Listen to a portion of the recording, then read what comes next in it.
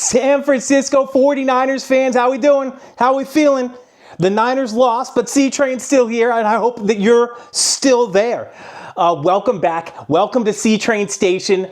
So the Niners had their preseason debut this last Saturday against the Broncos, and they lost. I think the final score was like 30-9, but there were some positives and some negatives to take away. So let's get down to it, right? Let's have some fun. Overall, I liked the beginning of the game, which bodes well generally for the top end of the team or more your starter's second string, right? The Niners' opening drive was really, really good. It was great. I loved it. Couldn't have been any better for me. Mac Jones to Jordan Watkins for like 50 yards or so. The running game was doing decent as well. And the Niners just rolled in for an opening drive touchdown. I loved that. I absolutely loved it. And I loved the Niners defense, how they started out. Robert Saleh, the Niners defensive coordinator, he's back. He's back. Guess who's back? One thing that I really like about Robert Saleh is that he puts Niners defenders in position to make the play. That's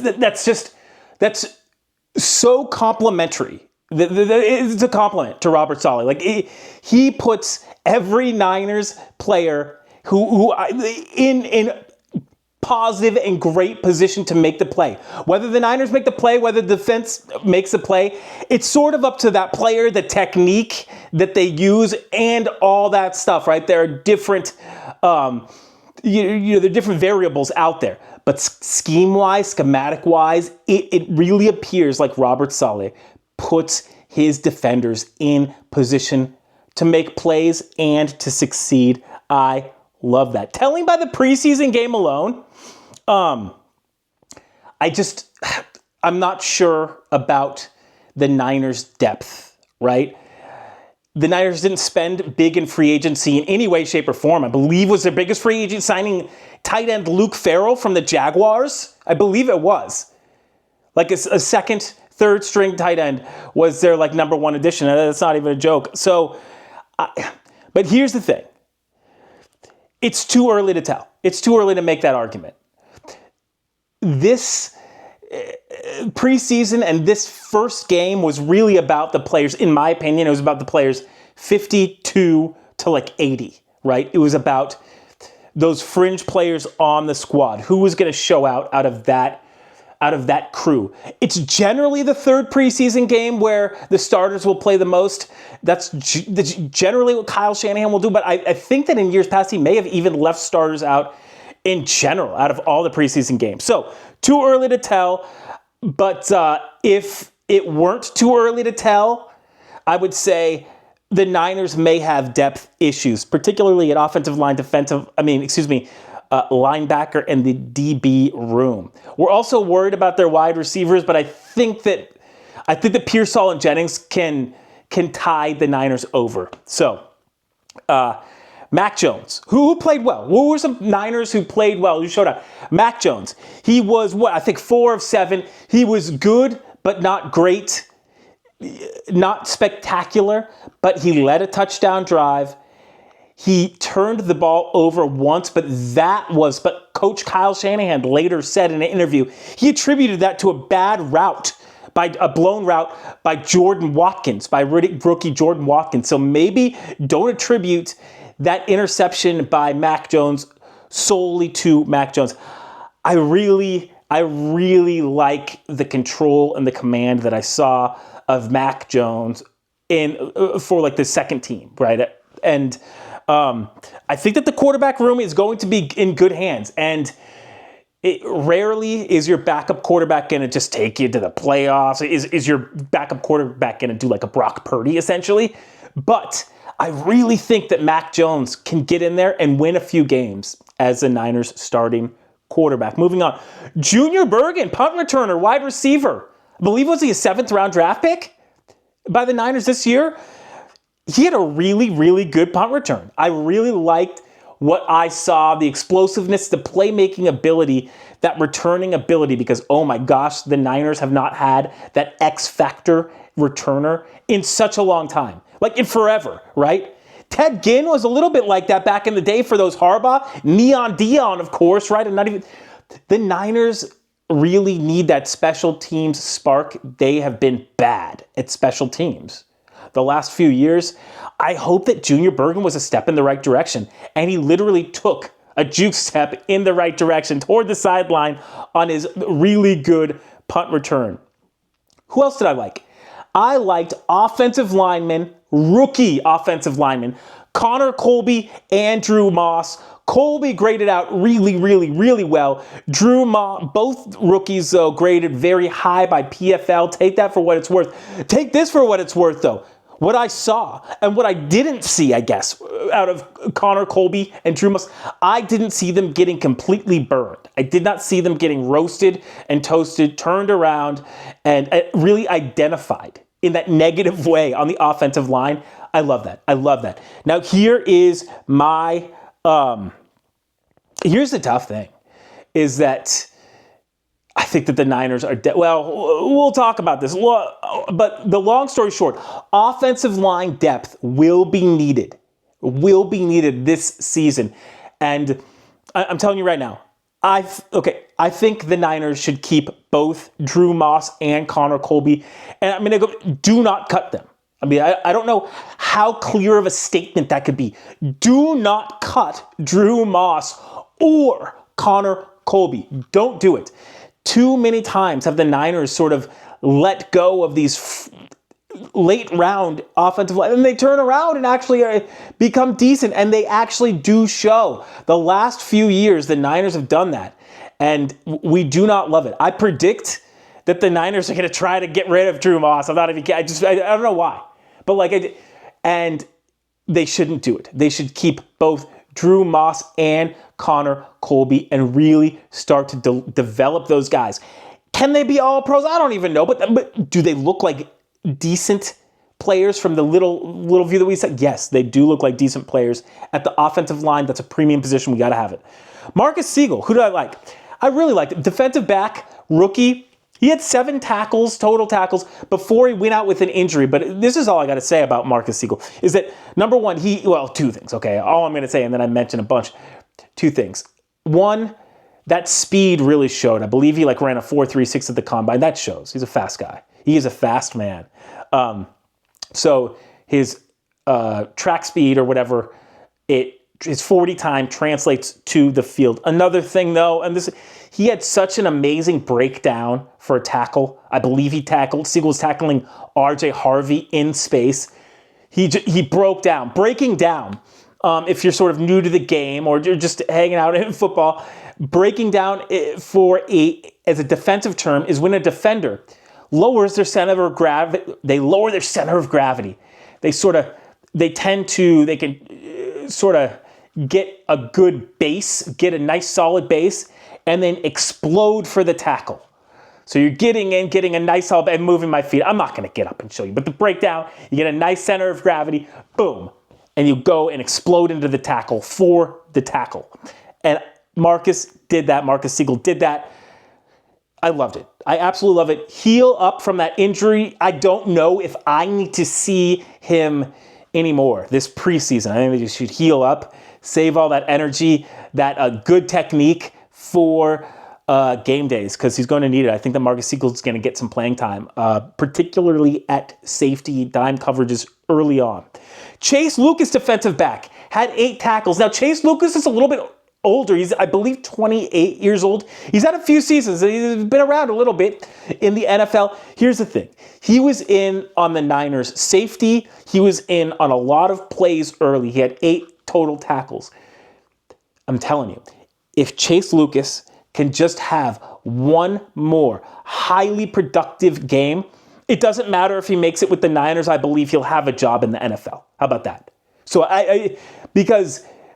but I just need to see that more often. I didn't really scout him very much, right? And I hadn't heard that much from him at camp, but Coach Shanahan says he's like an Energizer bunny, and we love that. Here's the thing. They have to show on the field another productive game by Chase Lucas, and we're talking about we're talking about that he's on the depth chart, probably on the squad. But he's got to make plays. He's got to make consistent plays. And I think that he's going to be a little bit up against it because just the numbers game, essentially, at DB. Who else? Kalia Davis. I really liked defensive lineman, but I always like what he did. He had a sack and was incredibly disruptive. He always has a sack and is incredibly disruptive. The thing about Kalia Davis, defensive tackle for the Niners, can he stay healthy? I don't know. I don't think so because he's never been healthy in his few years in the NFL. But if he can stay healthy, absolutely. He'll be a starter. I think he will be. So, but I just don't know if he can stay healthy, which means that I don't think he can be dependent on as a starter. And we need to talk about this because I think he'll be a starter. Kalia Davis at defensive tackle. I don't think he can be dependent on because I don't think he should be a full-time starter. I think he's better as a rotational piece as advertised by him breaking down physically every season. So, Sebastian Valdez, defensive lineman, defensive tackle, Sebastian.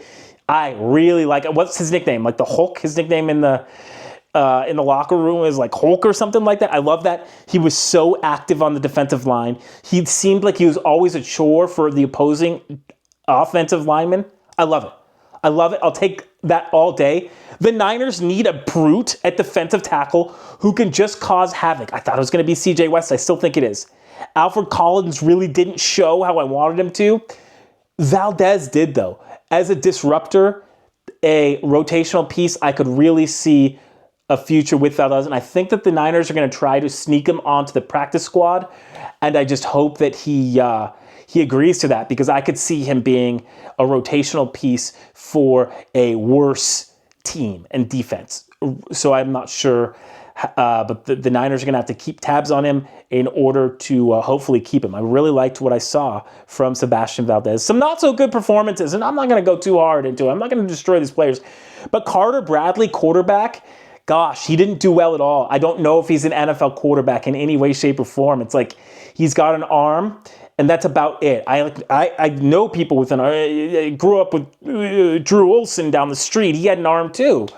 And like, so you just can't, you gotta have more than that. And the thing that is a little, that I don't love about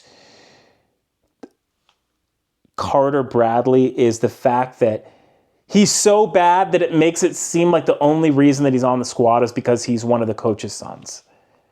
And that stinks. I wish I didn't think that, and I definitely think that. I think Tanner Mordecai is better, by the way. And Tanner Mordecai was cut today. And Carter Bradley's still in the squad. Spencer Burford. Burford got annihilated by, what was that, Bonito of the freaking Broncos. He's a really good, that defender's a really good defender, but like Spencer Burford got annihilated while he was playing left tackle. He can't play that position consistently for the Niners. They cannot be successful with him playing that. Nick Martin. Pains me to put Martin here. He missed a slew of tackles, though. The Niners rookie out of Oklahoma State, I think it was like third-round draft pick.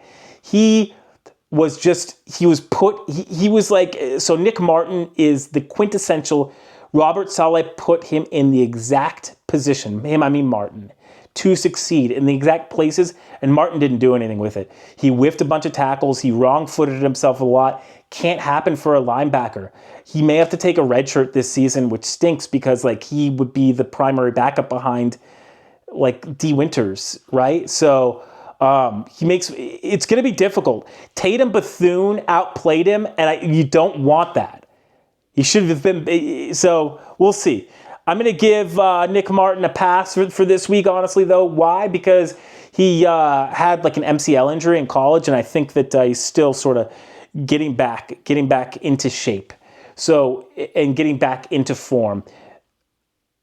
He reminds me of, right now, Nick Martin reminds me of D. Winters of years past. So I think that there's still some hope for Martin. Saturday was a big day for the tail end of the roster. I think that these guys, they matter a lot in the Niners' respect more than in years past because the Niners did not commit money to free agents to solidify their depth. They're depending on a lot of these players. And I think that it will be more telling once the rosters get whittled down a little bit more. Too early to tell with a lot of things, but we have to give credit where credit is due with some of these players who played really, really well. Although however many the Niners have like a slew of lower body injuries, and it is interesting that they do not do static stretching. They do not stretch statically like before. Like this would be like doing this stretch. You know what I mean? Like that. So. The fact that they have so many injuries perennially makes it now seem weird that they don't stretch. And I guess that, like, some science says that doesn't necessarily have the benefit, but I don't know. That's just interesting. It's very interesting. I guess different sports do different stuff as well. So, but for example, like when I was coaching soccer, like you definitely do stretch. You want to stretch, and also you want to be like on your second wind, darn near, by the time the game starts. Like you want to be really revved up, ready to go.